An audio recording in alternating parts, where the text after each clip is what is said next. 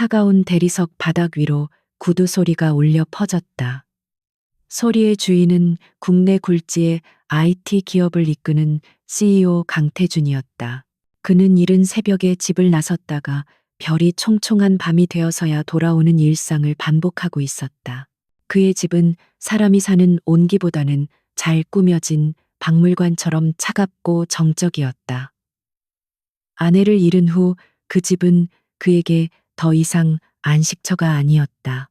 오직 하나뿐인 아들 민준을 위한 거대한 새장에 불과했다. 새로운 가사도우미 고미연은 그 정적의 일부인 것처럼 움직였다.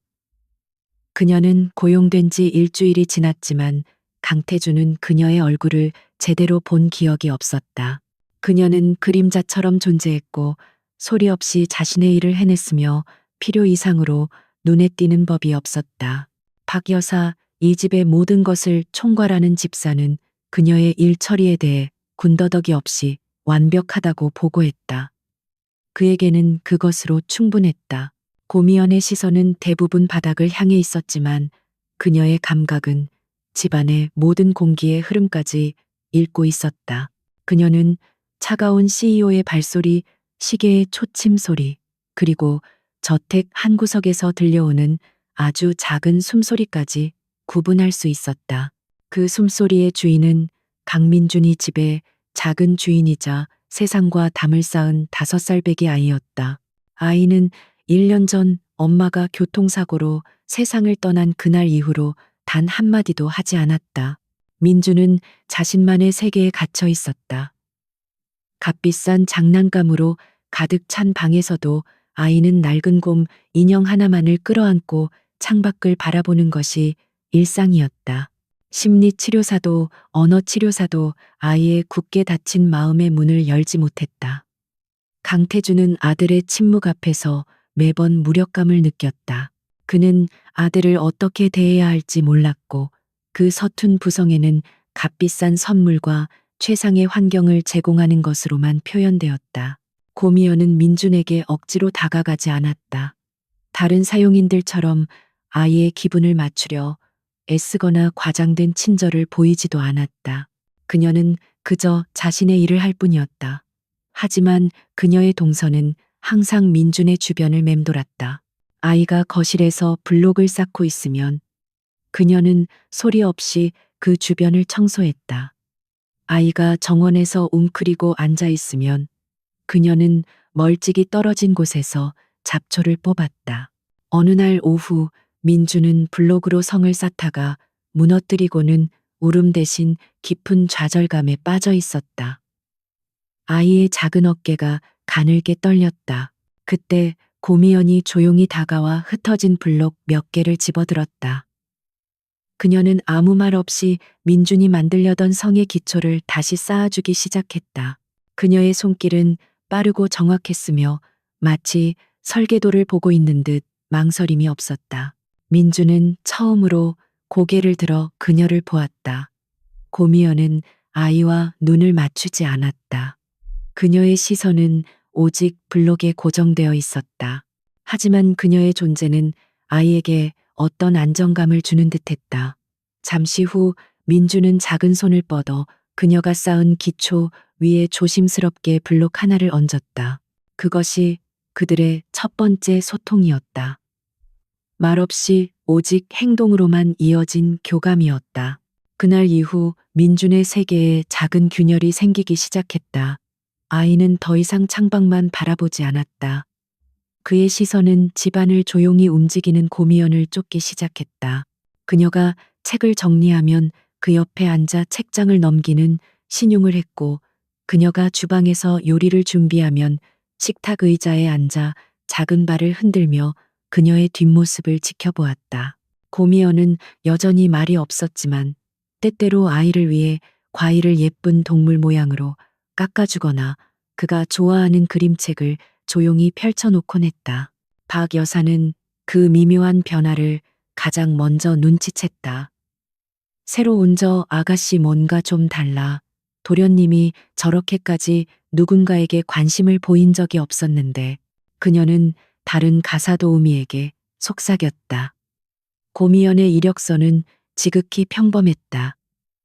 몇 군데의 평범한 가정에서 일한 경력, 조용한 성격 추천인의 긍정적인 평가.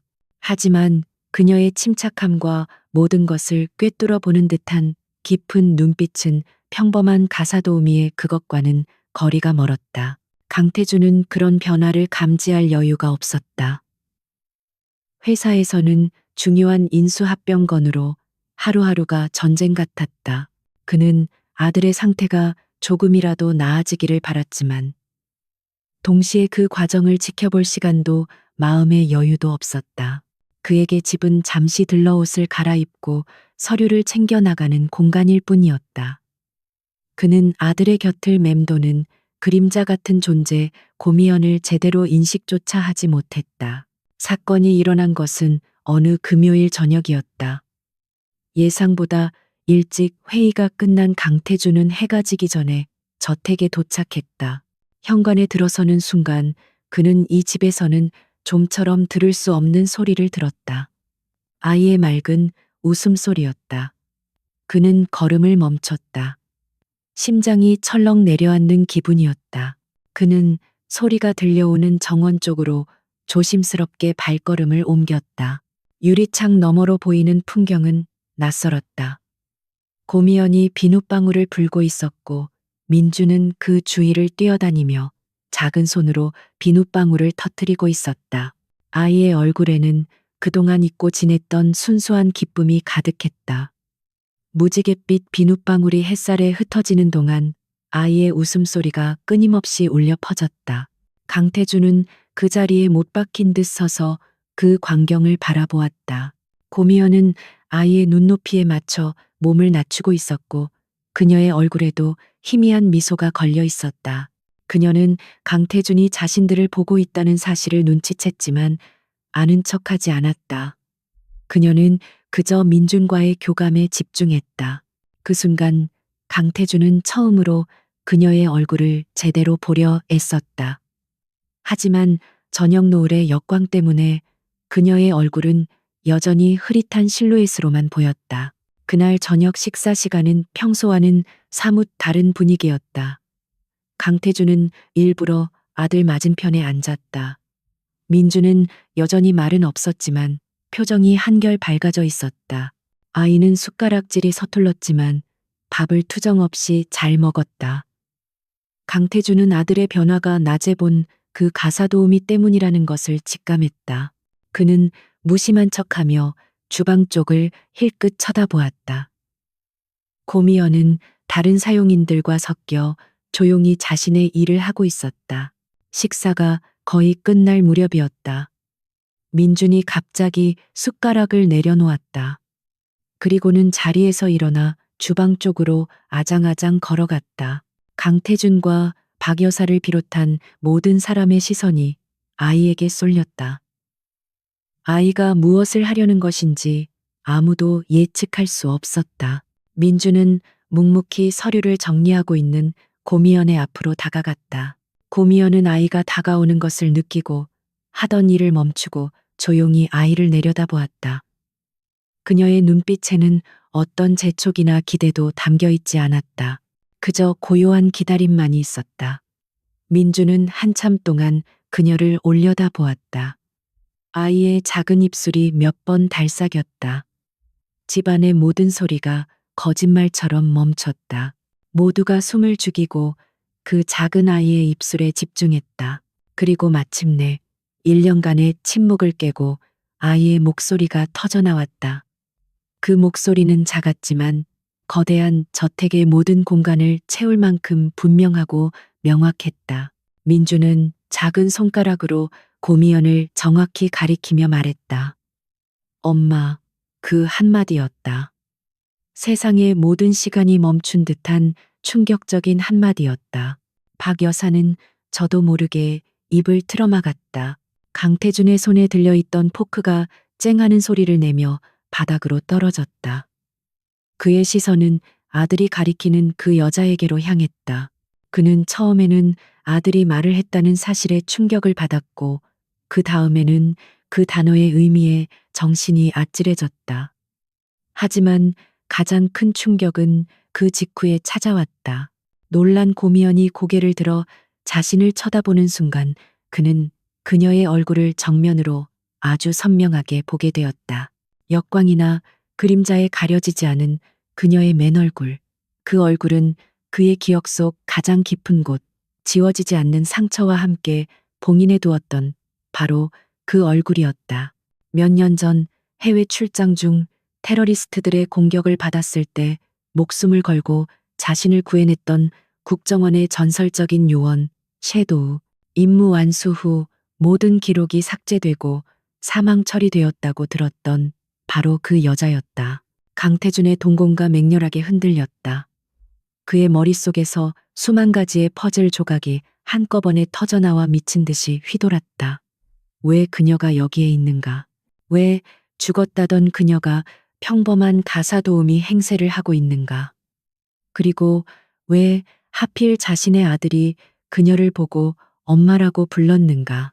그의 차가운 이성은 순간적으로 마비되었다.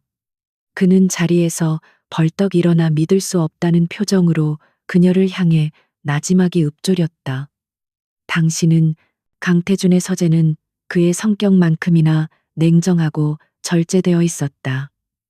거대한 마호가니 책상과 벽면을 가득 채운 책들. 그리고 도시의 야경이 한눈에 들어오는 통유리창. 이곳은 그가 세상을 지배하는 자신만의 왕국이었다. 하지만 지금 그는 이 왕국의 주인임에도 불구하고 불안한 침입자처럼 느껴졌다.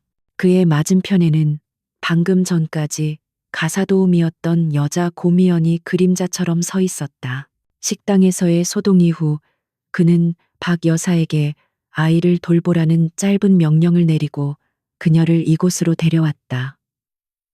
문이 닫히자마자 서재 안의 공기는 얼음장처럼 차갑게 변했다. 강태준은 책상에 기대어 팔짱을 낀 채 마치 희귀한 분석 샘플을 관찰하듯 그녀를 훑어보았다. 그의 눈빛은 날카로운 칼날 같았지만 여자의 표정에는 미동조차 없었다. 여전히 침착하고 감정을 읽을 수 없는 얼굴이었다. 당신 정체가 뭐지? 강태준이 먼저 침묵을 깼다. 그의 목소리는 분노와 혼란을 억누르느라 낮고 거칠게 울렸다. 국정원 기록상 섀도우는 3년 전 베이루트 작전에서 사망했어. 유해조차 찾지 못했다고 들었는데. 그는 마치 오래전 신문 기사를 읊는 것처럼 건조하게 말했다. 하지만 그의 눈동자는 격렬하게 흔들리고 있었다. 고미연은 대답 대신 조용히 그를 마주 보았다. 그녀의 시선은 더 이상 순종적인 가사도우미의 것이 아니었다. 그것은 모든 것을 꿰뚫어보는 훈련된 요원의 시선이었다. 공식적으로는 그렇습니다. 그녀의 목소리는 작았지만 서재의 모든 공기를 장악할 만큼 힘이 있었다. 하지만 때로는 죽음이 가장 안전한 은신처가 되기도 하죠. 그녀의 대답은 사실상 시인이었다. 강태준의 얼굴 근육이 굳어졌다. 그가 겪었던 그날의 악몽이 눈앞에 생생하게 펼쳐졌다.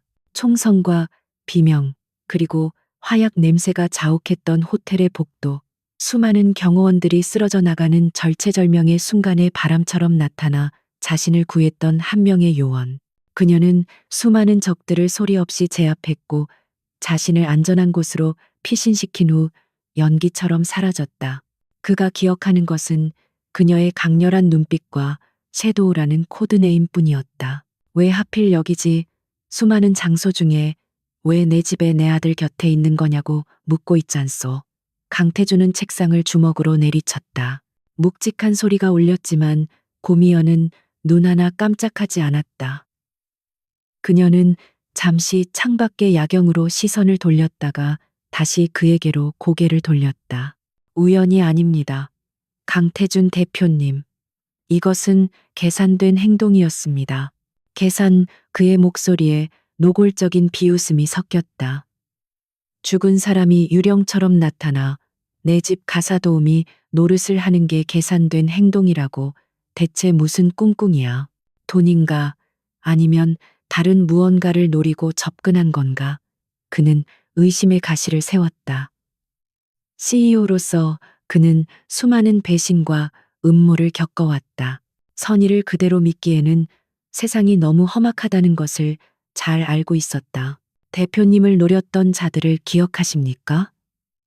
고미연은 그의 말을 정면으로 받았다. 3년 전 그들은 단순한 테러리스트가 아니었습니다. 그 배후에는 RS라는 이름의 거대한 조직이 있습니다. 군수산업 불법 자금 세탁 그리고 정보 조작까지. 그들은 국가 위에 군림하려는 그림자 정부입니다.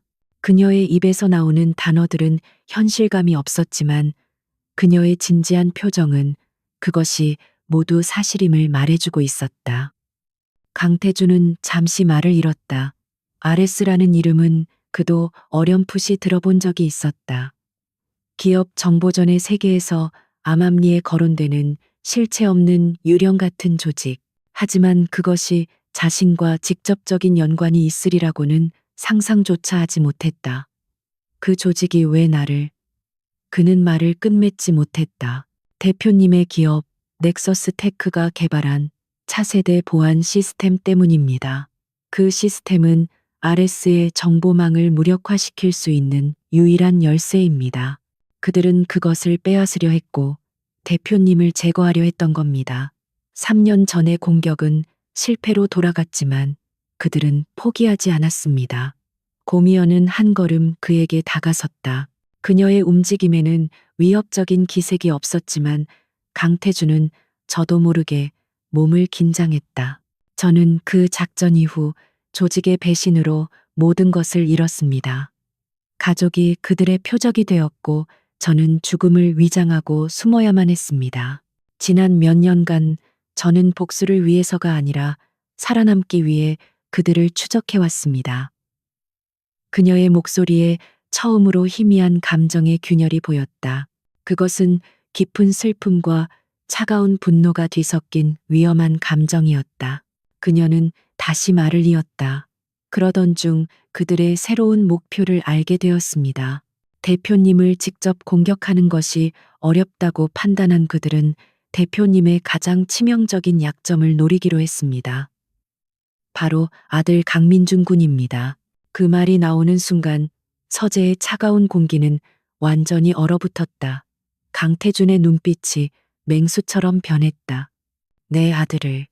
그는 으르렁거리는 목소리로 되물었다. 세상 그 무엇과도 바꿀 수 없는 그의 유일한 버팀목이자 삶의 이유였다. 아들을 건드린다는 말은 그의 영린을 건드리는 것과 같았다. 그는 당장이라도 그녀의 멱살을 잡을 기세였다. 함부로 짓거리지 마. 당신 말을 내가 어떻게 믿지?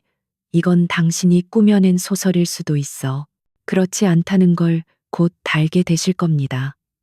고미연은 그의 위협적인 기세에도 물러서지 않았다. 저는 민준군에게 위협이 가해지고 있다는 정보를 입수했습니다. 그래서 이 집에 들어온 겁니다. 가장 가까운 곳에서 아무도 모르게 아이를 지키기 위해서. 제가 가사도우미가 된 것은 그것이 가장 완벽한 위장이었기 때문입니다. 그녀의 논리는 빈틈이 없었다. 강태준은 혼란스러웠다. 그녀의 말이 사실이라면 자신의 아들은 끔찍한 위험에 노출되어 있는 것이었다. 하지만 만약 거짓이라면 이 여자는 상상 이상으로 위험한 인물이었다. 그는 책상 서랍을 열어 권총을 꺼내 들었다. 합법적으로 소지한 호신용 총이었다. 그는 총구를 그녀에게 겨누지는 않았지만 손에서 놓지도 않았다. 그것은 무언의 경고였다. 증거를 대. 당신의 말을 입증할 증거가 없다면 나는 당신을 당장 경찰에 넘길 거야. 불법 신분 위조, 주거 침입, 그리고 그는 말을 멈췄다. 그녀를 무슨 죄목으로 넘겨야 할지조차 불분명했다. 고미연은 그의 손에 들린 총을 한 번, 그리고 그의 얼굴을 한 번 쳐다보았다. 그녀의 눈에는 두려움이 없었다. 오히려 연민과 이해의 빛이 스쳐 지나갔다. 오늘 오후 3시 14분 넥서스 테크의 메인 서버에 외부 침입 시도가 있었습니다. 대표님의 보안팀은 그것을 단순한 해프닝으로 보고했지만 사실 그것은 RS가 보낸 정찰 신호였습니다. 그들은 대표님 댁의 보안 시스템 설계도를 빼내 갔습니다. 확인해 보시면 알 겁니다. 로그 기록은 교묘하게 삭제되었지만 5분 22초 동안 백도어가 열려 있었던 흔적은 남아 있을 겁니다. 강태준의 심장이 내려앉았다. 그것은 외부에는 절대 알려지지 않은 극소수의 임원만이 아는 정보였다. 그는 떨리는 손으로 책상 위에 인터폰을 눌러 자신의 비서실장에게 연결했다. 그는 최대한 침착함을 유지하며 보안팀에게 해당 시간의 서버 기록을 재검토하여 보고하라고 지시했다.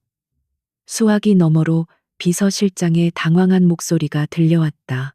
몇 분 후 그의 개인 단말기로 긴급 보고서가 도착했다.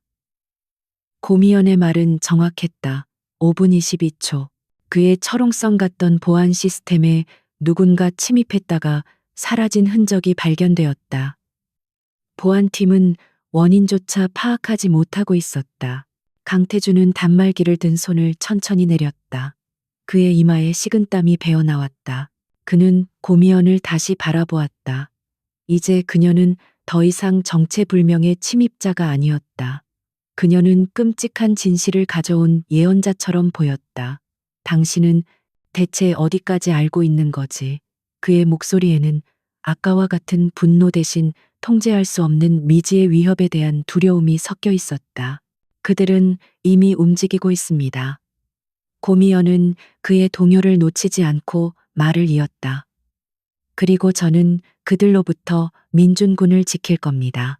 그것이 제가 여기에 있는 유일한 이유입니다. 그녀의 목소리는 흔들림 없는 맹세처럼 들렸다. 그 순간 강태준은 깨달았다. 자신이 믿든 믿지 않든 선택의 여지가 없다는 것을. 아들의 안전이 걸린 문제였다. 그는 총을 책상 위에 내려놓았다. 항복의 의미는 아니었다. 그것은 이 믿을 수 없는 상황을 일단 받아들이겠다는 일시적인 휴전의 신호였다. 좋아. 일단 당신 말을 믿지. 하지만 명심해. 내 아들 근처에서 수상한 짓을 하거나 다른 꿍꿍이가 있다는 게 밝혀지는 날엔 세상 끝까지라도 쫓아가서 당신을 내 손으로 끝장낼 테니. 고미연은 그의 살벌한 경고에 그저 작게 고개를 끄덕였다. 그녀는 그의 반응을 이미 예상하고 있었다.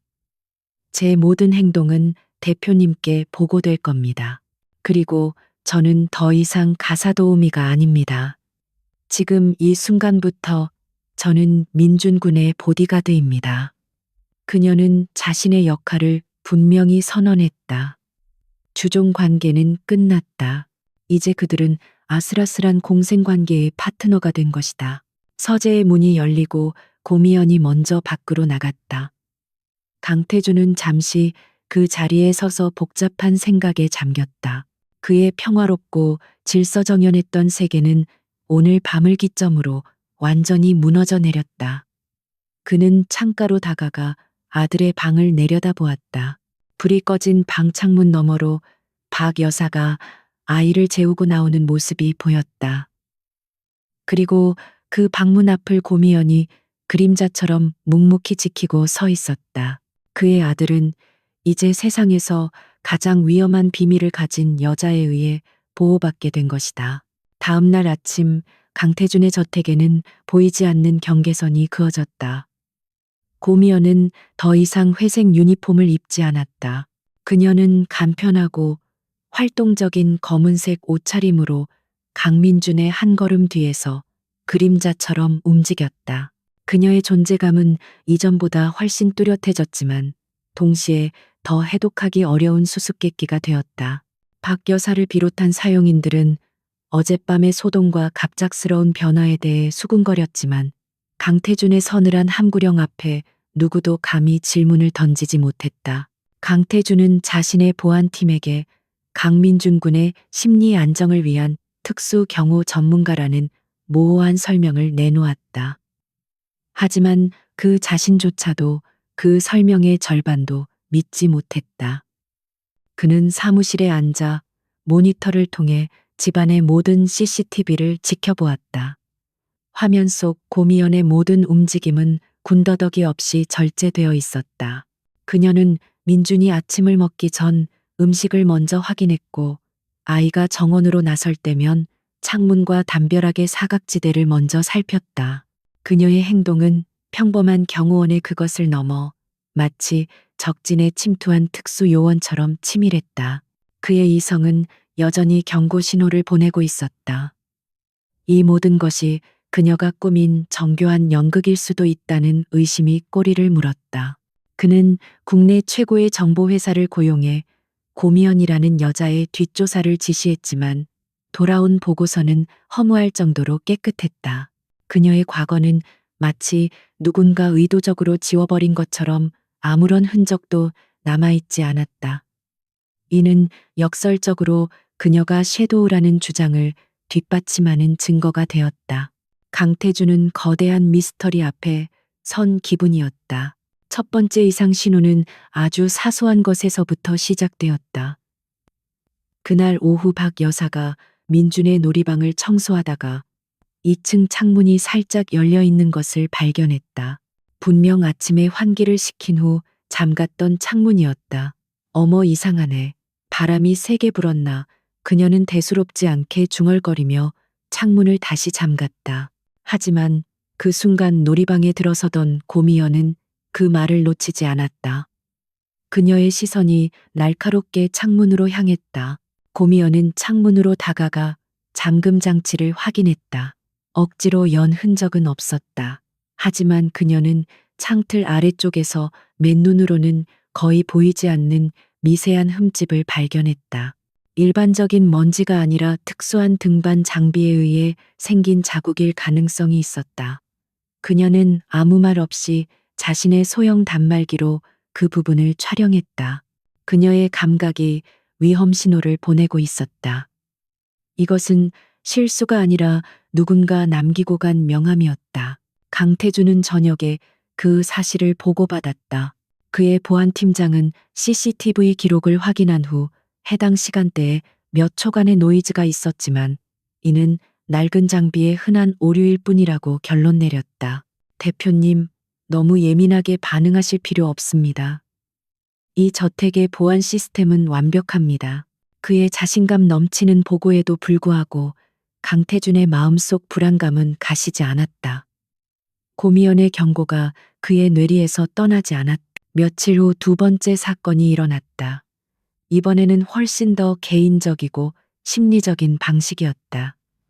민준에게는 엄마의 유품인 낡고해진 토끼 인형이 있었다. 아이는 잠을 잘 때조차 그 인형을 품에서 놓지 않았다. 그런데 어느 날 아침 그 인형이 감쪽같이 사라졌다. 아이는 말을 못하는 대신 공황 상태에 빠진 듯 온 집안을 헤집고 다니며 인형을 찾았다. 아이의 절박한 몸짓에 저택 전체가 발칵 뒤집혔다. 모든 사용인이 동원되어 집안 구석구석을 뒤졌다. 강태준마저 회사 일을 미루고 수색에 동참했다. 하지만 인형은 어디에서도 보이지 않았다. 그때 고미연이 조용히 서재로 들어섰다. 그녀는 강태준의 거대한 책상 위 그가 매일 사용하는 펜꽂이 바로 옆에 놓여있는 토끼 인형을 가리켰다. 모두가 허탈감과 안도감이 뒤섞인 표정을 지었다. 누군가 실수로 그곳에 둔 것이라고 생각했다. 하지만 고미연의 생각은 달랐다. 아무도 서재에 함부로 들어오지 못합니다.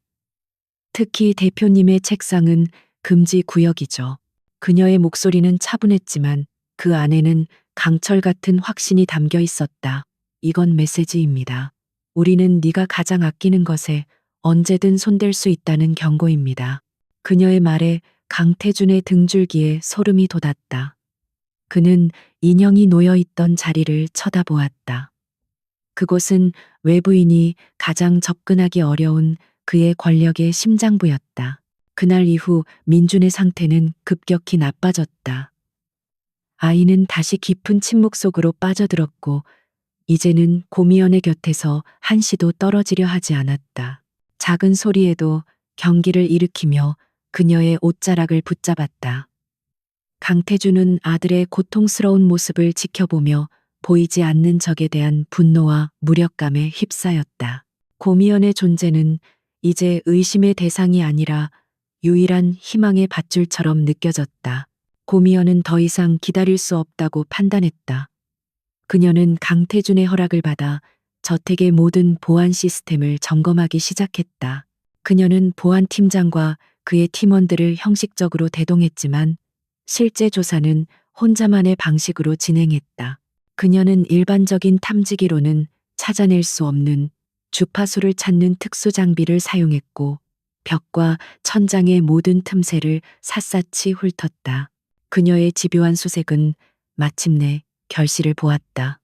민준의 방복도에 걸린 풍경화 액자 뒤편 교묘하게 숨겨진 초소형 도청 장치가 발견되었다. 그것은 머리카락보다 가는 광섬유로 연결되어 있었고 외부의 특정 주파수를 통해서만 작동하는 군용 등급의 장비였다. 강태준의 보안팀은 그것을 보고 경악을 금치 못했다. 그들의 최첨단 시스템이 이 작은 벌레 하나를 감지하지 못했다는 사실에 자존심을 구겼다. 이것만으로는 부족합니다.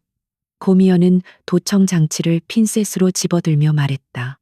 그들은 듣는 것뿐만 아니라 보고 있을 겁니다. 그녀는 민준의 놀이방 창문으로 향했다. 그녀는 창밖 정원의 나무들을 유심히 살폈다. 그러다 그녀의 시선이 한 그루의 거대한 소나무에 멈췄다. 그녀는 망원경을 꺼내 그곳을 확대했다. 나무십들 사이에 위장된 피놀보다 작은 렌즈가 희미하게 빛을 반사하고 있었다. 그날 밤 강태준은 자신의 서재에서 고미연이 가져온 증거물들을 내려다보고 있었다. 작은 도청 장치와 원격 카메라의 사진, 추상적이었던 위협이 이제 그의 손안에서 차가운 실체로 만져지고 있었다. 그의 완벽했던 세계에 뚫린 구멍들이 선명하게 보였다. 그는 자신의 부와 권력으로도 아들을 지킬 수 없다는 냉혹한 현실을 마주해야 했다. 그들은 전문가들입니다. 고미연이 그의 맞은편에 서서 말했다. 그들은 서두르지 않습니다. 목표물의 생활 패턴 보안 시스템의 허점, 그리고 심리적인 약점까지 완벽하게 파악한 후에 움직이죠. 지금까지의 일들은 모두 본격적인 행동을 위한 사전 작업이었습니다. 그녀의 분석은 냉정하고 정확해서 오히려 더 큰 공포감을 불러일으켰다. 강태준은 오랫동안 말이 없었다. 그는 자신의 손에 들린 도청 장치를 보다가 고개를 들어 고미연을 바라보았다. 그녀의 눈은 깊고 고요했다. 그 눈빛 속에서 그는 더 이상 의심이나 불안을 읽을 수 없었다. 대신 강한 결의와 흔들리지 않는 자신감을 보았다.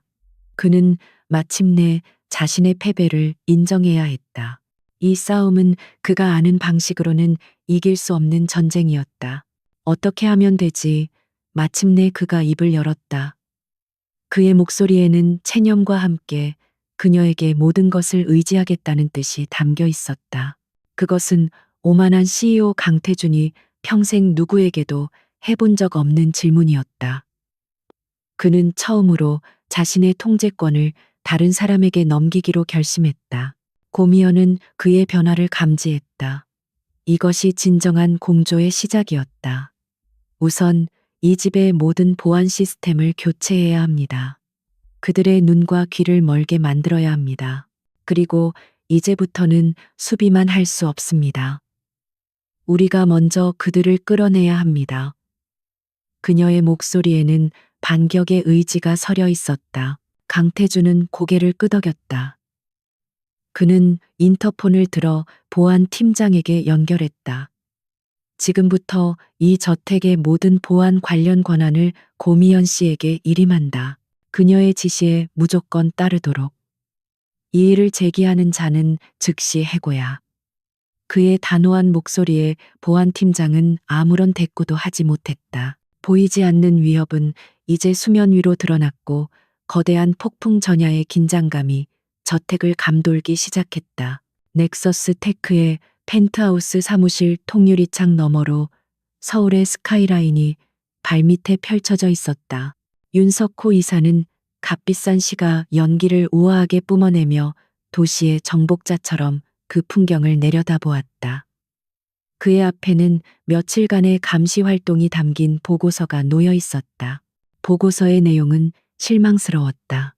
설치했던 모든 도청 및 감시 장비가 발각되고 무력화되었으며 심지어 역추적 시도까지 차단당했다.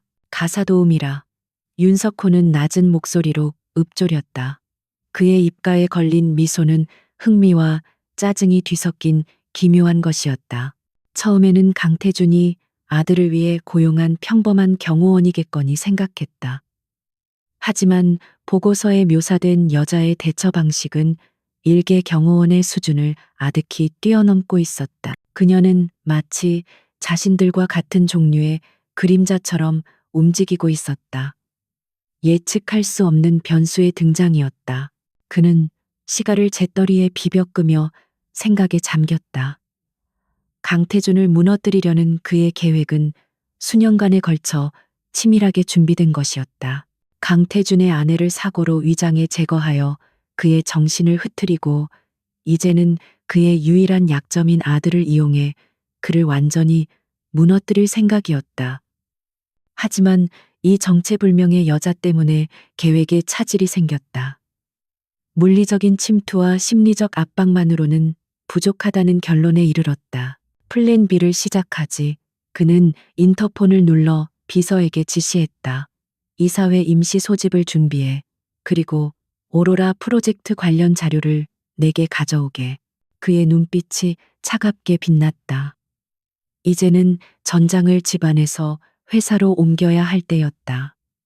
그는 강태준의 발밑을 무너뜨려 스스로 성벽 셔터를 내리게 만들 생각이었다. 안과 밖에서 동시에 가해지는 압박을 과연 그가 버텨낼 수 있을까? 한편 강태준의 저택은 고미연의 지휘 아래 거대한 요새로 변모하고 있었다. 기존의 상업용 보안 시스템은 모두 제거되었다. 그 자리에는 군용 수준의 동작 감지 센서 열화상 카메라, 그리고 미세한 압력 변화까지 감지하는 최첨단 시스템이 설치되었다. 모든 작업은 강태준의 사설팀이 아닌 고미연이 직접 선별한 소수의 전문가들에 의해 비밀리에 진행되었다.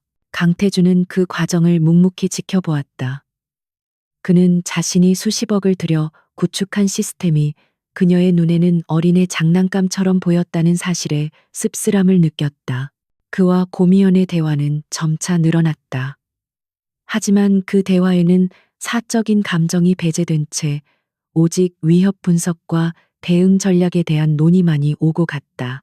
그들은 더 이상 고용주와 피고용인이 아닌 공동의 적을 앞에 둔 두 명의 지휘관과 같았다.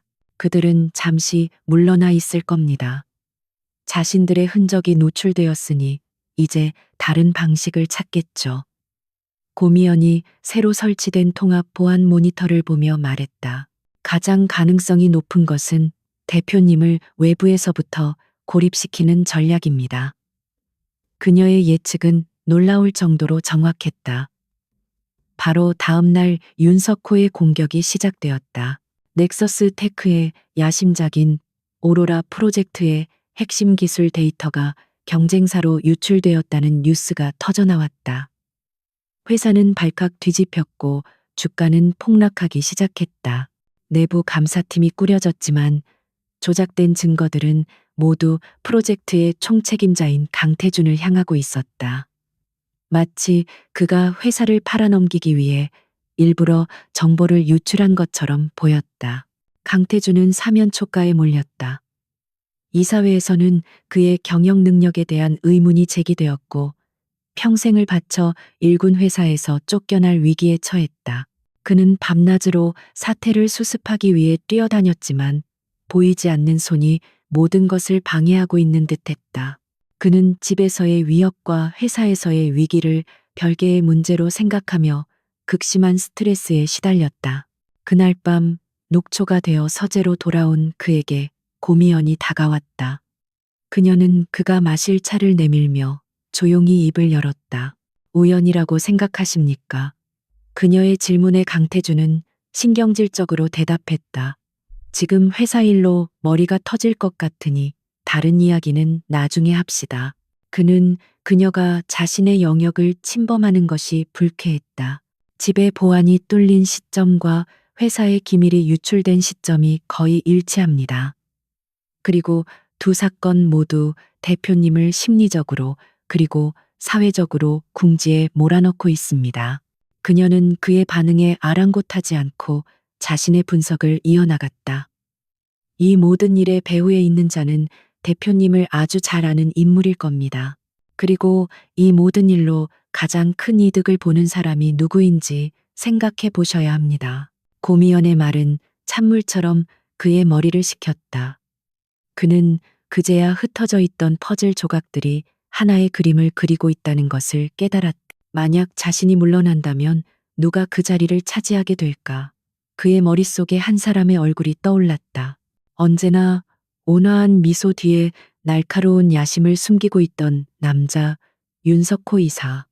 강태준은 자신의 가장 가까운 곳에 적이 있었다는 사실에 치를 떨었다. 그는 고미연을 다시 보았다. 그녀는 단순한 보디가드가 아니었다. 그녀는 복잡한 전장의 판도를 읽는 전략가였다. 당신 말이 맞아, 윤석호. 그자였어. 그의 목소리는 분노로 가늘게 떨렸다. 하지만 증거가 없어. 모든 것이 너무 완벽하게 조작되어 있어.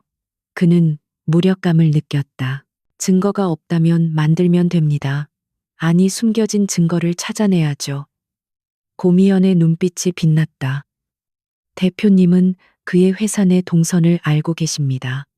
저는 그가 남긴 보이지 않는 흔적을 찾을 수 있습니다. 우리가 힘을 합쳐야 합니다. 그녀의 제안은 위험했지만 현재로서는 유일한 돌파구였다. 강태준은 마침내 결심했다. 그렇게 그들의 비밀스러운 공조 수사가 시작되었다. 강태준은 회사에서 윤석호의 컴퓨터 접근 기록, 개인 일정, 그리고 재무 관련 서류들을 몰래 빼내왔다. 고미연은 밤마다 그의 서재에서 그가 가져온 자료들을 분석했다. 그녀는 수만 개의 데이터 속에서 암호화된 파일과 차명 계좌의 흔적, 그리고 가상 회사를 통한 자금 흐름을 추적했다. 그녀의 능력은 IT 보안 전문가를 뛰어넘는 수준이었다. 어느 날 밤, 그들이 윤석호의 개인 서버에 깊숙이 침투했을 때였다. 고미연이 암호화된 장부를 거의 해독했을 무렵 갑자기 경고 시스템이 울렸다. 윤석호 쪽에서 역추적을 시도하고 있었다. 5초 안에 흔적을 모두 지워야 합니다. 고미연의 손가락이 키보드 위에서 보이지 않을 정도로 빠르게 움직였다. 강태준은 숨을 죽이고 그녀의 작업을 지켜보았다. 단 한 번의 실수로 모든 것이 끝장날 수 있는 순간이었다. 고미연은 마지막 엔터키를 누름과 동시에 모든 연결을 끊었다. 거의 동시에 윤석호의 추적이 그들이 머물던 가상 IP 주소를 덮쳤지만 그곳에는 아무런 흔적도 남아있지 않았다. 강태준은 식은땀을 닦으며 안도의 한숨을 내쉬었다. 그는 방금 전에 긴박한 순간을 통해 자신이 얼마나 위험한 게임에 발을 들였는지를 실감했다. 그리고 동시에 곁에 있는 여자가 얼마나 든든한 존재인지를 깨달았다. 찾았어요. 고미연이 낮은 목소리로 말했다. 그녀는 방금 전 다운로드한 작은 파일 하나를 화면에 띄웠다. 그것은 스위스 비밀 계좌의 거래 내역이었다. 거액의 자금이 RS라는 이름과 연관된 페이퍼 컴퍼니로 흘러들어간 기록이 선명하게 남아 있었다. 아직은 윤석호와 직접적으로 연결할 수는 없었지만 이것은 그들이 찾던 괴물의 꼴이었다. 강태준과 고미연은 잠시 아무 말 없이 서로를 바라보았다. 더 이상 불안한 동맹이 아니었다. 그들의 눈빛 속에는 공동의 목표를 향한 굳은 신뢰와 결의가 담겨 있었다.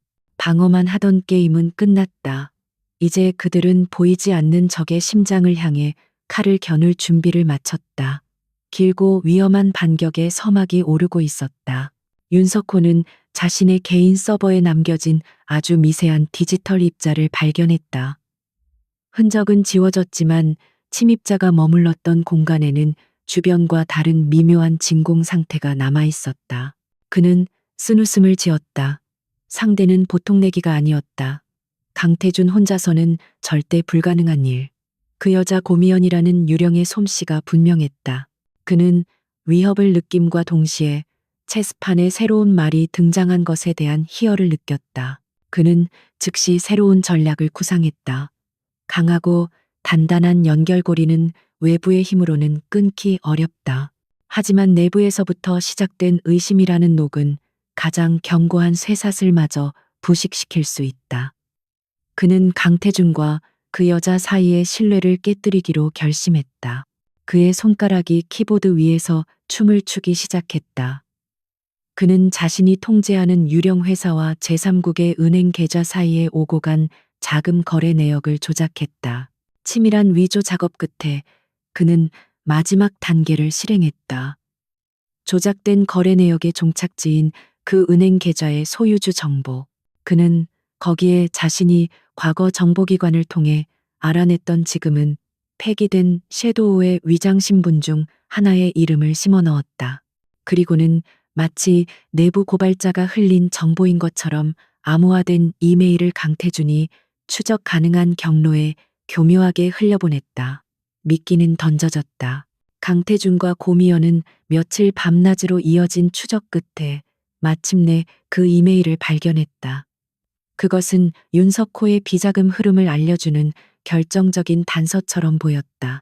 강태준은 즉시 자신이 가진 모든 자원과 인맥을 동원해 이메일에 언급된 계좌를 추적하기 시작했다.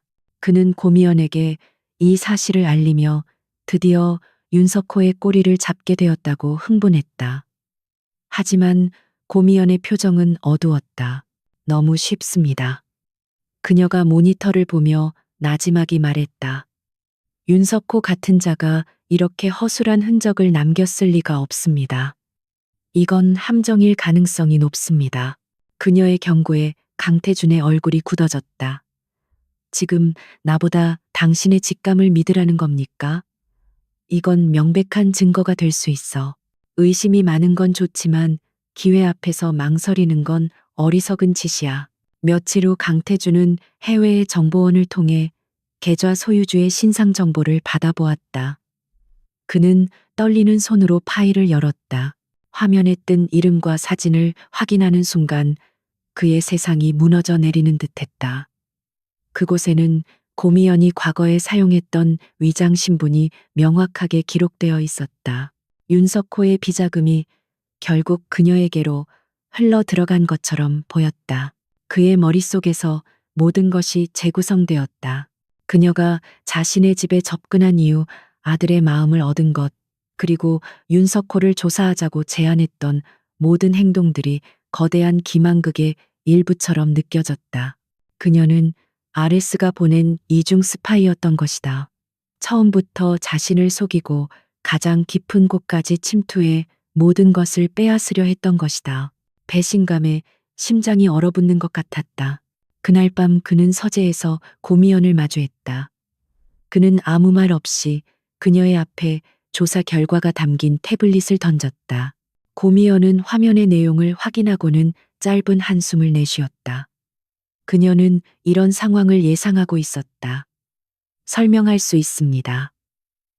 이것은 저를 겨냥한 이간계입니다. 그녀는 침착하게 입을 열었다. 설명, 무슨 설명을 하겠다는 거지? 강태준의 목소리는 얼음보다 차가웠다. 당신이 처음부터 날 속였다는 것 말고 또 다른 설명이 필요한가? 내 아들을 방패 삼아 내 등 뒤에 칼을 꽂을 준비를 하고 있었던 거 아닌가? 그의 분노가 폭발했다. 그가 그녀에게 보냈던 희미한 신뢰는 이제 잿더미가 되어 사라졌다. 대표님은 지금 저기 원하는 대로 생각하고 계십니다. 고미연은 그의 분노 앞에서 한치도 물러서지 않았다. 저들의 목표는 우리의 신뢰를 깨뜨려 방어선을 무너뜨리는 겁니다.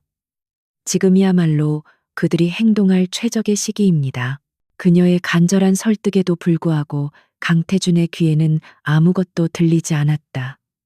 그는 이미 의심의 포로가 되어 있었다. 닥쳐, 그는 소리쳤다. 지금부터 당신은 이 저택 밖으로 한 발자국도 나갈 수 없어. 내 아들에게도 접근 금지야. 당신이 정말 누구를 위해 일하는지 내 눈으로 확인할 때까지 당신은 감시 대상일 뿐이야.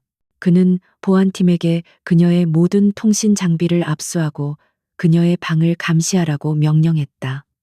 그들의 연대는 그렇게 허무하게 깨져버렸다. 윤석호는 자신의 사무실에서 그 모든 상황을 실시간으로 보고받고 있었다. 강태준의 저택 내부에 심어둔 또 다른 정보원이 보내온 소식이었다. 그는 만족스러운 미소를 지었다. 이제 가장 성가신 장애물이 제거되었다. 그는 수화기를 들어 짧게 명령했다. 오늘 밤 아이를 데려와. 그날 밤 마치 하늘도 그들의 계획을 돕는 듯 거센 폭풍우가 몰아쳤다. 천둥 번개가 내리치고 강한 비바람이 저택의 창문을 두드렸다. 자신의 방에 사실상 감금되어 있던 고미연은 눈을 감은 채 침대에 앉아 있었다. 그녀는 잠을 자고 있지 않았다. 그녀는 폭풍우 소리에 섞여 들어오는 미세한 이질감을 느끼고 있었다. 정원의 센서 몇 개가 동시에 그리고 아주 짧은 순간 동안 신호를 놓쳤다. 그것은 시스템 오류가 아니라 전문가의 소행임을 말해주고 있었다. 그녀는 조용히 자리에서 일어났다. 방문 앞을 지키는 경호원들을 속이는 것은 그녀에게 어려운 일이 아니었다. 그녀는 침대 시트를 엮어 간단한 밧줄을 만들고 방구석의 환풍구를 통해 소리 없이 빠져나갔다.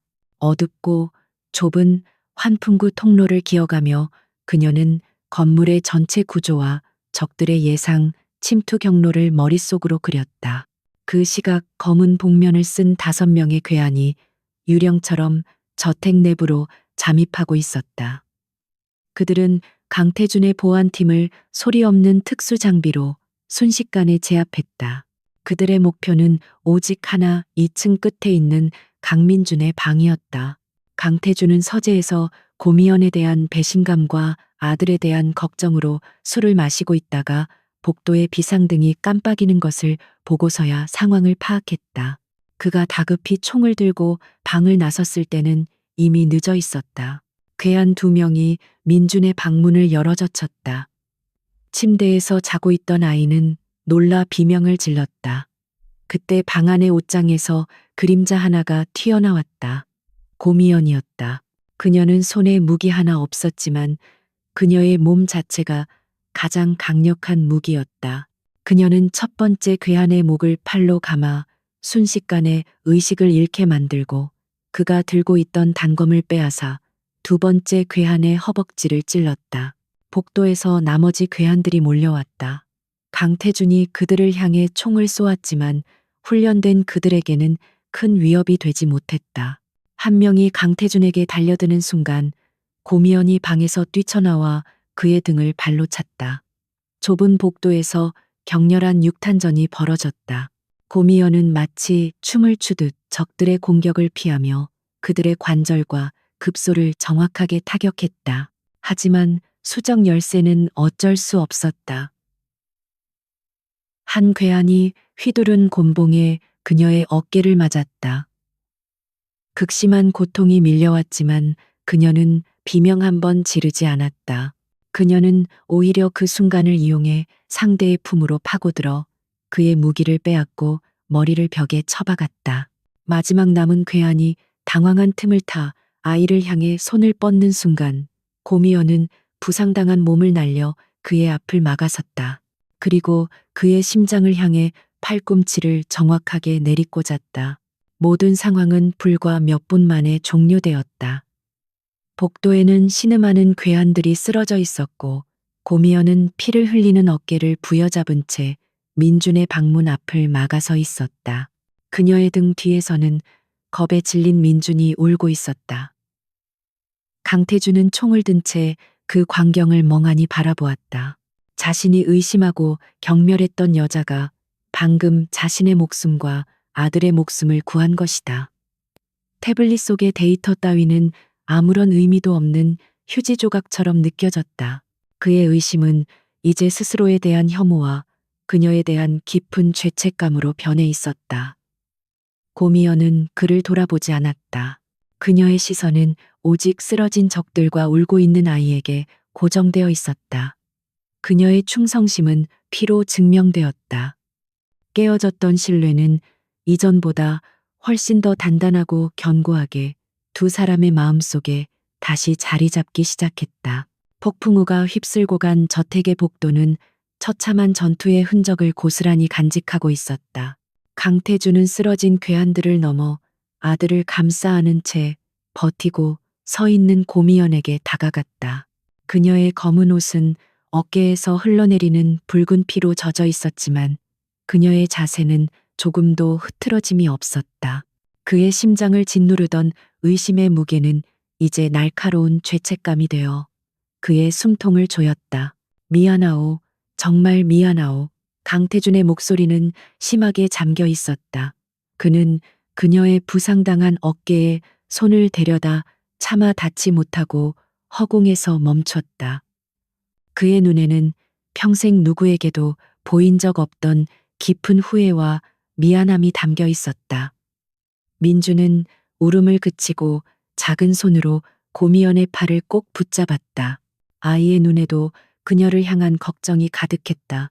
고미연은 대답 대신 고개를 저으며 아이의 머리를 부드럽게 쓰다듬었다. 그녀의 눈빛은 괜찮다고 이제 안전하다고 말하고 있었다. 그녀에게 중요한 것은 그의 사과가 아니라 아이의 안위뿐이었다.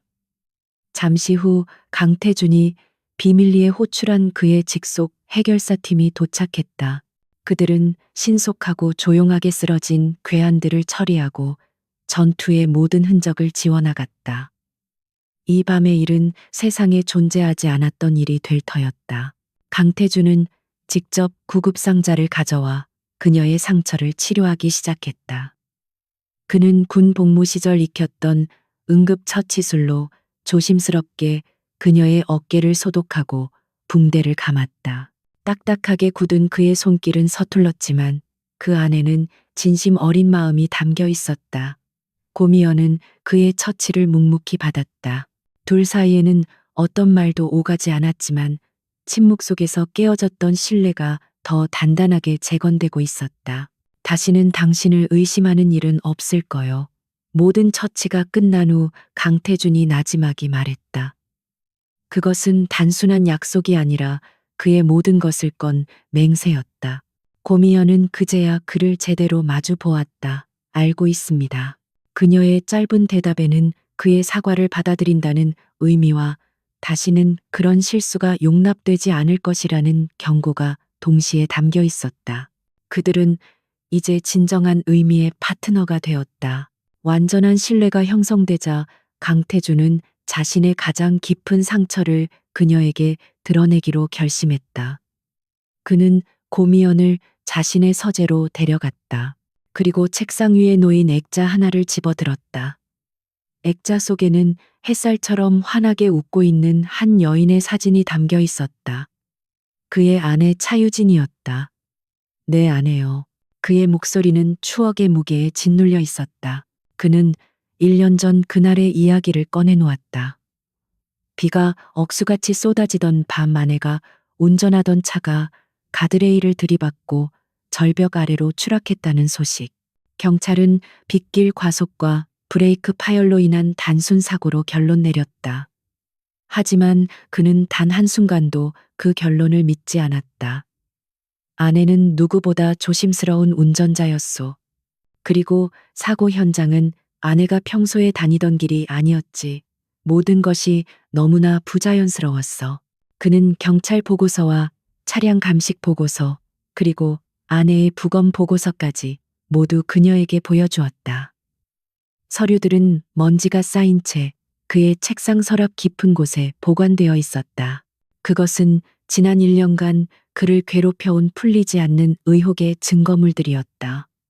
모두가 내가 아내를 잃은 슬픔에 망상에 빠졌다고 했소. 하지만 난 알아. 이건 사고가 아니었어. 고미연은 그의 말을 경청하며 서류들을 한 장 한 장 꼼꼼하게 넘겨보았다.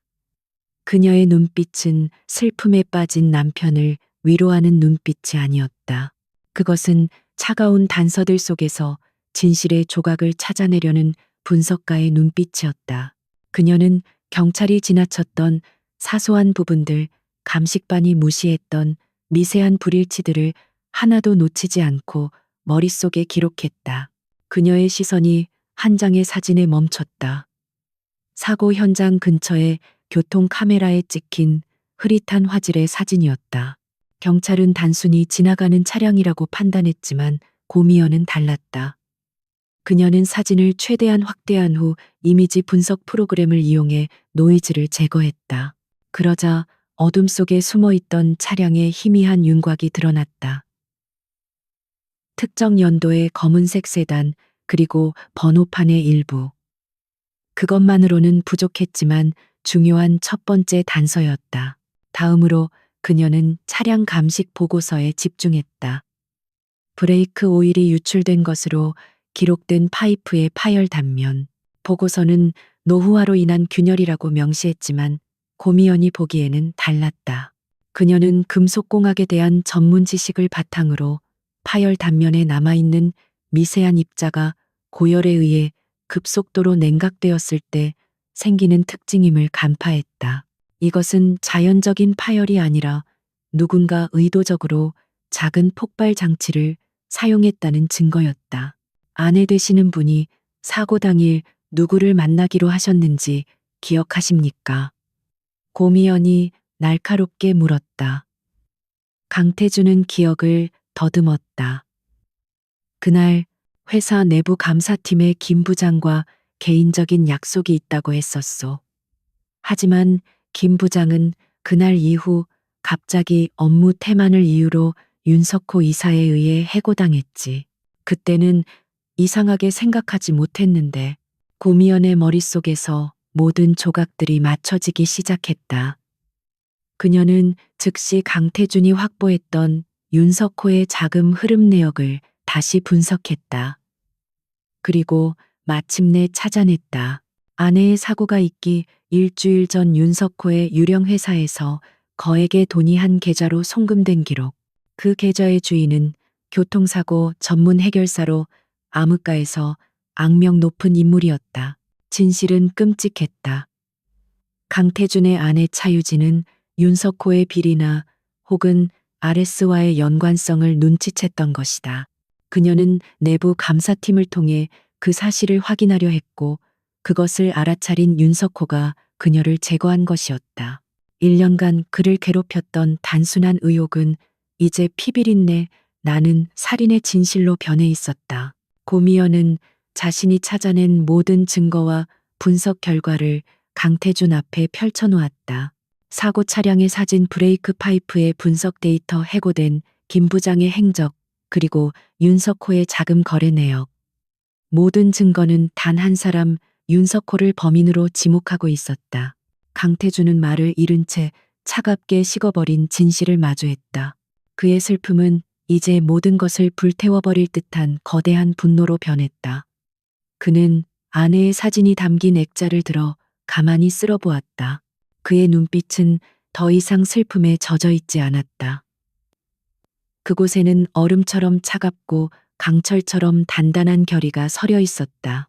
아내를 죽이고 아들마저 빼앗으려 했던 악마를 그는 결코 용서할 수 없었다.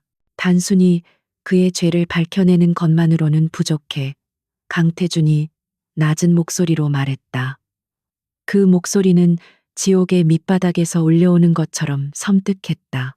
그자가 내게서 모든 것을 빼앗으려 했던 것처럼 나도 그자의 모든 것을 남김없이 파괴해버릴 거야. 이제 이 싸움은 회사나 아들을 지키기 위한 방어전이 아니었다. 이것은 아내의 억울한 죽음에 대한 피해 복수전이었다. 그리고 그 복수의 길에 고미연이라는 가장 강력한 칼이 그의 곁에 함께 서 있었다. 강태준의 서재는 더 이상 사색과 권위의 공간이 아니었다. 그곳은 이제 복수를 계획하는 치밀한 전쟁 상황실로 변모해 있었다. 벽면의 책장 일부가 뒤로 밀리며 드러난 스크린에는 윤석호의 동선 재무 기록, 그리고 그와 연결된 모든 인물 관계도가 거미줄처럼 펼쳐져 있었다. 강태준의 슬픔은 차가운 분노가 되어 그의 머리를 지배했고 고미연은 그 분노를 가장 날카로운 칼로 벼려낼 전략가가 되었다. 윤석호와 아레스의 연결고리를 끊어내야 합니다. 고미연이 스크린을 가리키며 말했다. 단순히 그를 살인죄로 고발하는 것만으로는 부족합니다. 그들은 증거를 인멸하고 증인을 제거할 겁니다. 법정 싸움으로 가면 우리가 불리해요. 그가 스스로 자신의 모든 것을 걸고 함정 속으로 뛰어들게 만들어야 합니다. 그녀의 목소리는 얼음처럼 차가웠지만 그 안에는 뜨거운 불꽃이 타오르고 있었다. 그들의 계획은 대담하고 위험했다. 적이 가장 탐내는 것을 미끼로 던지는 것, 바로 넥서스 테크의 심장이자 미래인 오로라 프로젝트였다. 강태준은 며칠 후 긴급 이사회를 소집했다. 그는 자취하고 지친 모습으로 연이은 보안 유출 사태와 경영 위기에 대한 책임을 지고 오로라 프로젝트의 핵심 기술을 해외의 거대 IT 기업인 타이탄 인더스트리에 매각하겠다고 폭탄 선언을 했다. 회의장은 아수라장이 되었다. 윤석호는 경악한 표정을 지었지만 그의 눈빛 깊은 곳에서는 탐욕의 불길이 타오르는 것을 강태준은 놓치지 않았다. 윤석호에게 오로라 프로젝트는 단순히 돈이 아니었다. 그것은 아레스에게 자신의 가치를 증명하고 조직 내에서 더 높은 지위로 올라가기 위한 결정적인 곡물이었다. 그는 결코 그것이 다른 사람의 손에 넘어가는 것을 좌시하지 않을 터였다. 강태준은 완벽한 연기를 펼쳤다. 그는 회사에서 패배한 CEO처럼 행동했다. 중요한 회의에서 실수를 연발했고 임원들 앞에서 신경질적인 모습을 보였다. 그가 곧 황금 낙하산을 챙겨 회사를 떠날 것이라는 소문이 파다하게 퍼졌다. 윤석호는 그 모습을 지켜보며 자신의 승리가 눈앞에 다가왔다고 확신했다. 그의 오만함은 경계심을 무디게 만들었다. 그 시간 저택에서는 고미연이 덫을 놓고 있었다. 그녀는 자신의 옛 동료였던 화이트 해커의 도움을 받아 세상에서 가장 완벽한 가짜 데이터 금고를 만들었다. 오로라 프로젝트의 핵심 기술이 보관된 것처럼 위장된 이 금고는 접근 시도만으로도 침입자의 모든 생체 정보와 디지털 흔적을 기록하도록 설계되었다. 진짜 목적은 방어가 아니라 증거 수집이었다. 이 계획의 마지막 열쇠는 누구도 예상치 못한 인물, 바로 강민준이었다. 윤석호는 민준을 그저 이용 가치가 있는 약한 인질로만 여겼다. 하지만 고미연은 아이의 침묵 뒤에 숨겨진 특별한 재능을 발견했다. 민준은 한 번 본 패턴이나 들은 멜로디를 사진처럼 기억하는 놀라운 능력을 가지고 있었다. 그녀는 이것을 함정의 마지막 보안 장치로 이용하기로 했다. 고미연은 민준과 함께 게임을 시작했다. 그녀는 아이에게 태블릿으로 특정 순서에 따라 여러 개의 도형을 연결하는 패턴을 그리게 하거나 아무 의미 없어 보이는 짧은 멜로디를 허밍으로 부르게 했다. 그것은 사실 가짜 금고의 암호를 해제하는 마지막 단계였다. 아이의 목소리, 톤과 패턴을 그리는 속도까지 인식하는 복합적인 생체 인증 시스템이었다. 그들은 일부러 윤석호가 아직 살아있다고 믿는 감시 카메라 앞에서 이 게임을 반복했다. 윤석호는 해킹으로 얻은 영상 속에서 고미연이 아이의 환심을 사기 위해 유치한 놀이를 하고 있다고 생각했다. 그는 자신이 금고를 열기 위한 마지막 퍼즐 조각을 스스로 얻게 되었다는 사실을 꿈에도 알지 못했다. 그의 눈에 비친 민주는 여전히 아무것도 모르는 어린 아이일 뿐이었다.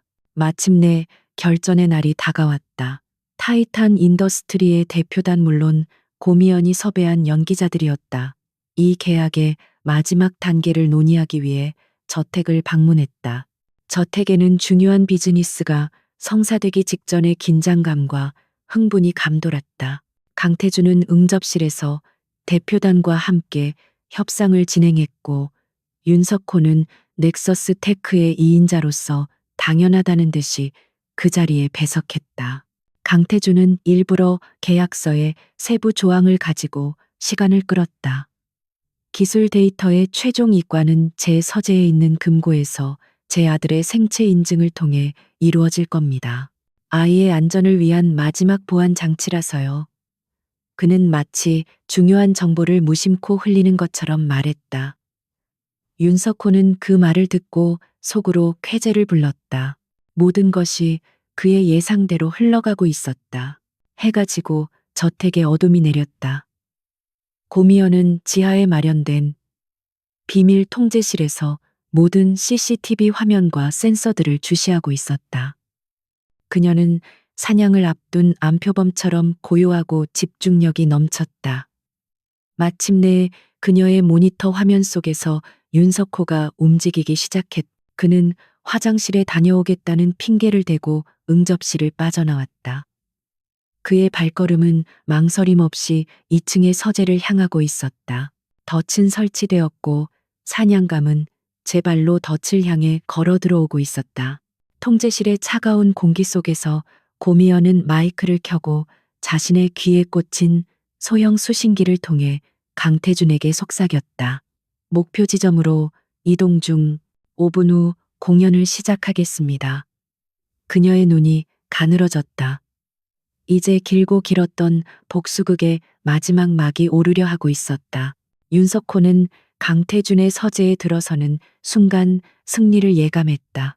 그의 심장이 기분 좋은 흥분으로 고동쳤다. 그는 수년간 이 순간을 기다려왔다. 그는 강태준이 설치해둔 1차 보안 시스템을 비웃으며 가볍게 통과했다. 그리고 마침내 오로라 프로젝트가 잠들어 있다는 하얀색의 금고 앞에 섰다.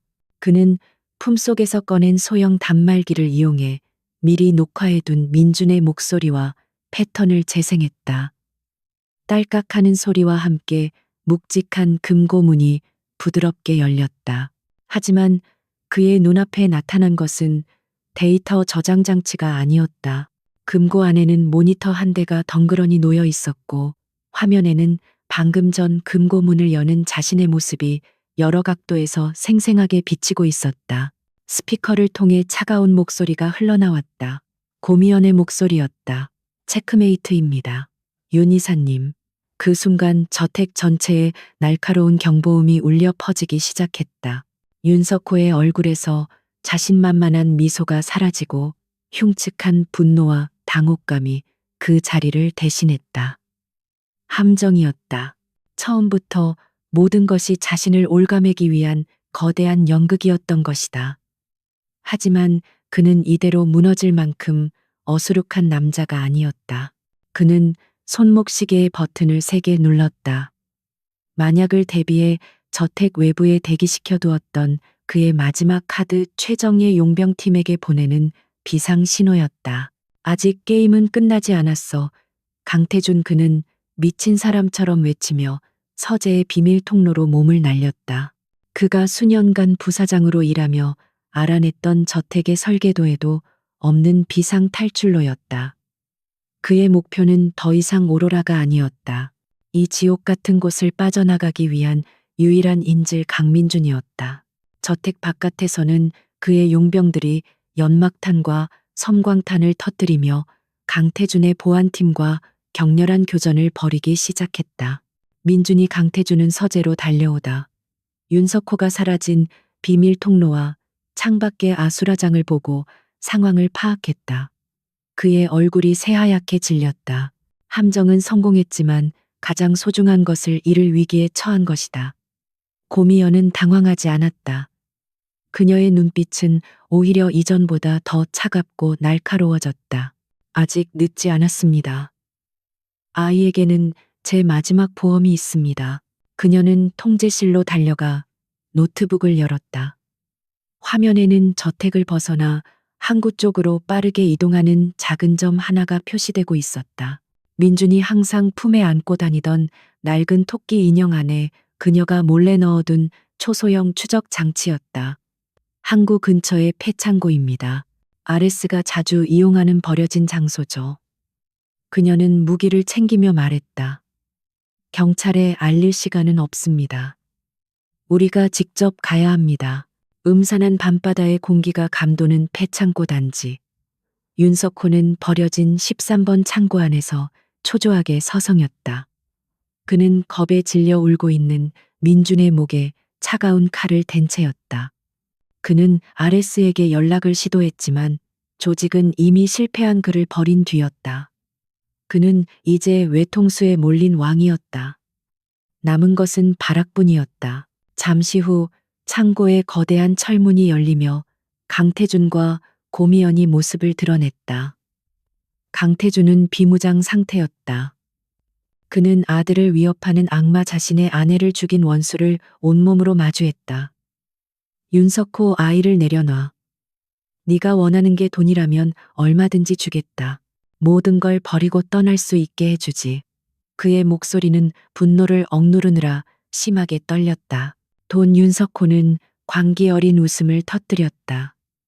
내가 원했던 건 돈 따위가 아니었어. 바로 내 자리, 네가 가진 모든 것이었다. 넌 처음부터 그 자리에 있을 자격이 없는 놈이었어. 내 아내도 마찬가지였지. 감히 내 비밀을 파헤치려 들었으니까 그는 모든 것을 자백하며 강태준의 상처를 잔인하게 후벼 팠다. 강태준은 아들의 겁에 질린 얼굴을 보며 주먹을 불끈 쥐었다. 그는 윤석호를 자극하며 시간을 벌었다. 그래, 넌 항상 그런 놈이었지. 남의 것을 탐하고 비겁한 수로 빼앗는 것 말고는 할 줄 아는 게 없는 쓰레기. 그의 목적은 단 하나, 윤석호의 시선을 자신에게 완벽하게 고정시키는 것이었다. 그동안 고미연은 어둠 속으로 스며들었다. 그녀는 소리 없는 고양이처럼 창고의 철골 구조물을 타고 위로 올라갔다. 창고 안에는 아직 윤석호의 부하 2명이 어둠 속에 숨어 총을 겨누고 있었다. 고미연은 그들의 위치를 정확하게 파악했다. 그녀는 위에서 뛰어내리며 첫 번째 남자의 목을 꺾었고 그가 쓰러지는 소리를 듣고 돌아보는 두 번째 남자의 미간에 소음기가 달린 권총을 정확히 명중시켰다. 내 놈들 다 어디 갔어? 부하들이 응답이 없자 윤석호는 더욱 불안해하며 소리쳤다. 그의 신경은 극도로 날카로워져 있었다. 그는 민준을 방패 삼아 뒷걸음질 쳤다. 강태준은 그를 향해 천천히 다가갔다. 바로 그 순간 윤석호의 등 뒤편에서 거대한 쇠사슬이 쾅 하는 굉음을 내며 바닥으로 떨어졌다. 고미연이 위에서 일부러 떨어뜨린 것이었다. 윤석호는 본능적으로 소리가 난 쪽으로 고개를 돌렸다. 단 0.5초의 순간. 하지만 그것으로 충분했다. 어둠 속에서 튀어나온 고미연은 번개처럼 그의 팔을 꺾어 칼을 떨어뜨리게 했다.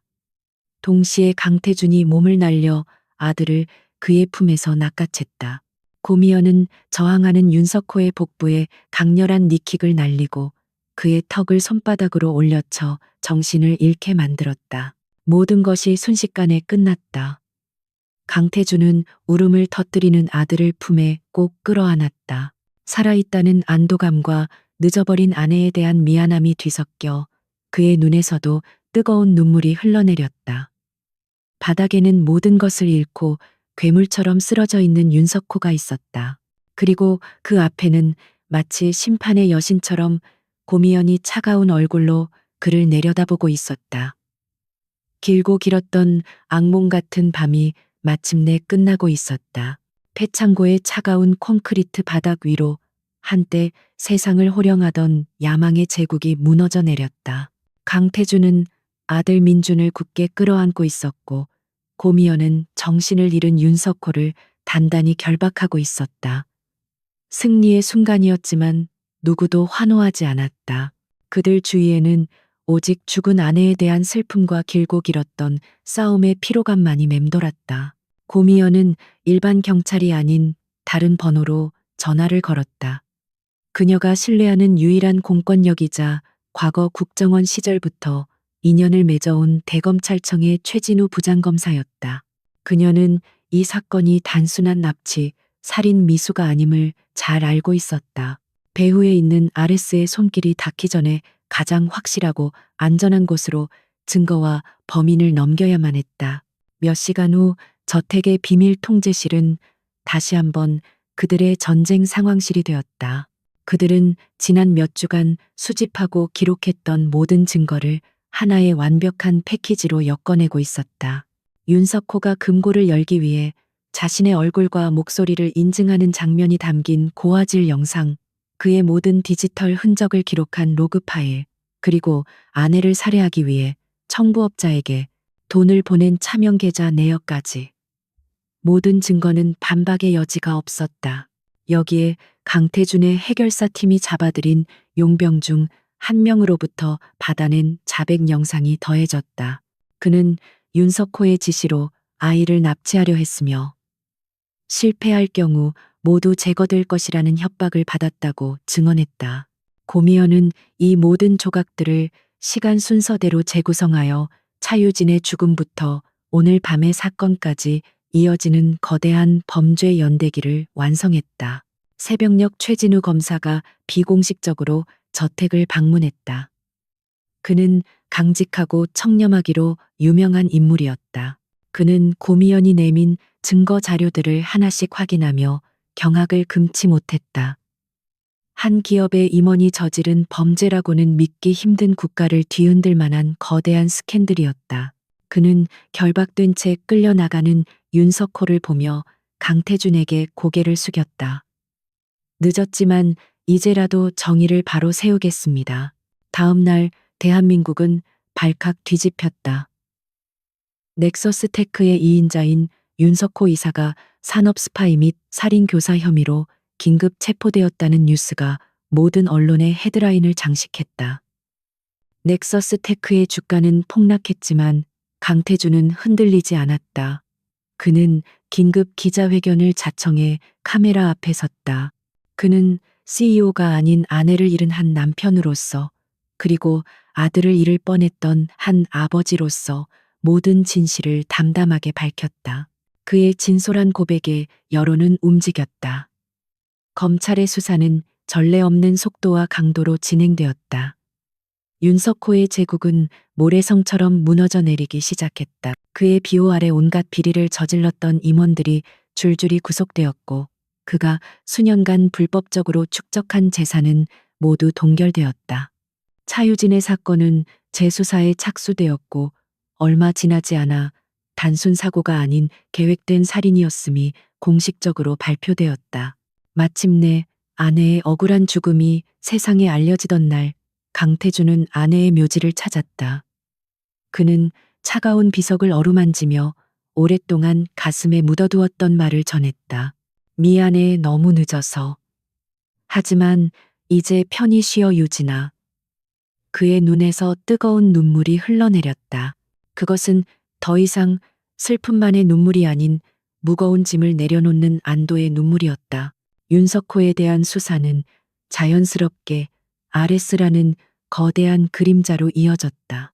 최진우 검사는 특별수사팀을 꾸려 국내에 침투한 RS의 조직원들과 자금주를 추적하기 시작했다. 거대한 악의 뿌리를 완전히 뽑아낼 수는 없었지만 이번 사건을 계기로 그들의 활동에 막대한 타격을 입힐 수 있었다. 고미연과 강태준의 싸움은 개인적인 복수를 넘어 사회에 보이지 않는 암세포를 도려내는 계기가 된 것이다. 시간이 흘러 강태준은 회사를 정상 궤도에 올려놓았다.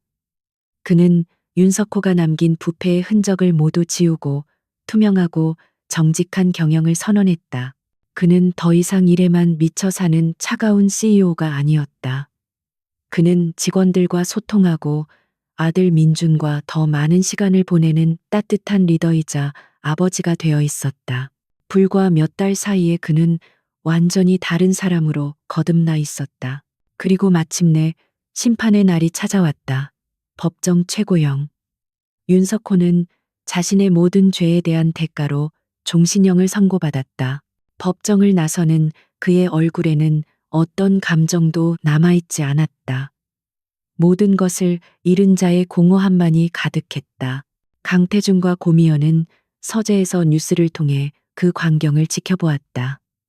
길었던 싸움에 종지부가 찍히는 순간이었다. 그들은 아무 말도 하지 않았다. 승리의 기쁨보다는 모든 것이 제자리로 돌아왔다는 고요한 안도감이 서재를 감돌았다. 강태준은 아내의 사진을 바라보았다. 사진 속 그녀는 여전히 환하게 웃고 있었다. 그는 고개를 돌려 창가에 서서 멀리 도시의 불빛을 바라보는 고미연에게 말했다. 고맙소. 그 짧은 한마디에는 말로 다 표현할 수 없는 깊은 감사가 담겨 있었다.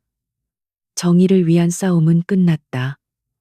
이제 남은 것은 상처를 치유하고 새로운 삶을 시작하는 것이었다. 몇 계절이 흐른 후 강태준의 저택에는 이전과는 전혀 다른 종류의 평화가 자리 잡았다. 윤석호라는 이름이 세상의 기억 속에서 희미해질 무렵 그들이 함께 겪었던 상처는 서서히 아물어 부드러운 흉터로 남았다. 차갑고 정적이었던 저택은 이제 아침 햇살과 아이의 웃음소리로 가득 찼다. 그 중심에는 늘 고미연과 강민준이 있었다. 고미연은 더 이상 특정 직책으로 불리지 않았다. 그녀는 경호원도 가사도우미도 아니었다. 그녀는 그저 그곳에 존재했다. 아침이면 민준을 깨워 함께 책을 읽었고, 오후에는 정원에서 아이와 흙을 만지며 꽃을 심었다. 그녀의 얼굴에서는 그림자 요원의 냉정함 대신 따뜻하고 부드러운 미소가 피어났다. 그녀는 수년간 잊고 지냈던 평범한 일상의 행복을 비로소 되찾고 있었다. 강태준의 변화는 더욱 극적이었다. 그는 더 이상 일 중독자처럼 새벽에 나갔다. 한밤중에 들어오지 않았다. 그는 매일 저녁 식사를 가족과 함께 했고, 주말이면 회사 서류 대신 아들의 손을 잡고 공원으로 향했다. 그는 아들이 종알거리는 유치원 이야기에 귀를 기울였고, 아이의 서툰 그림 속에서 우주를 발견하며 감탄할 줄 아는 아버지가 되었다. 그와 고미연의 관계 또한 새로운 형태를 찾아가고 있었다. 그들은 저녁에 아이가 잠든 후 거실에서 함께 차를 마시며 그날 있었던 소소한 일들을 이야기하곤 했다. 회사의 새로운 프로젝트 이야기부터 민준이 오늘 새로 배운 단어까지. 그들의 대화는 특별할 것 없었지만 그 안에는 서로에 대한 깊은 이해와 편안함이 담겨 있었다. 그들은 함께 지옥을 건너온 전우이자 서로의 상처를 보듬는 유일한 존재였다. 하지만 평화로운 일상 속에서도 풀리지 않은 질문 하나가 남아 있었다. 바로 고미연의 미래였다. 그녀가 이곳에 머물러야 할 공식적인 이유는 이제 사라졌다. 윤석호는 감옥에 갔고 RS의 위협도 한풀 꺾였다.